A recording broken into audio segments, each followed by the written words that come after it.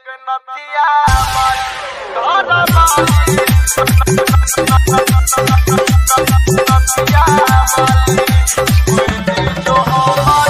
Director DJ Nitish Krishna recording studio. गाल गुल खुला घुमच खुला लगा के होठ में लाली हे नथिया बाली।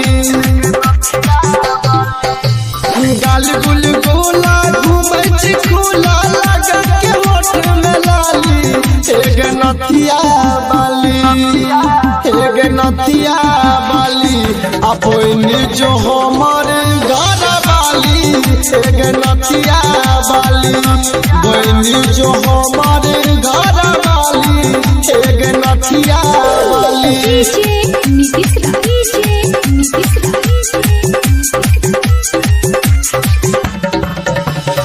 मंगुरा नवादा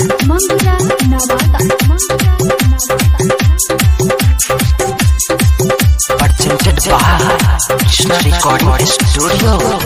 जे जे तू मांगबी तोरा देबो हम कीन गे। तोरे प्यार करबौ नहीं रखबौ सवतीन गे। जे जे तू मांगबी तोरा देबो सब कीन गे। तोरे प्यार करबौ नहीं रखबौ सवतीन गे।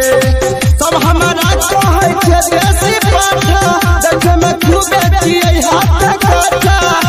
देखै में खूबे छियै हाथ काटा। धोबै न टोकरी लले त नौकरी होइ छै पुलिस के बहाली हे नथिया बाली हे नथिया बाली। आ बहनी जो हमर घर वाली हे नथिया बाली। बहनी जो हमर घर वाली हे नथिया बाली। DJ Nitish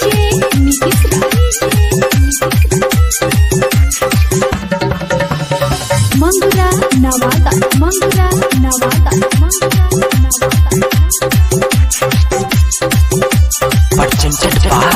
Krishna recording studio. पागल चसन जय राजा तोरा या सकीन पा। देखै पमन ना जाइ छौ स्वीटा नमकीन पा। पागल चसन जय राजा तोरा या सकीन पा। देखै पमन ना जाइ छौ स्वीटा नमकीन पा।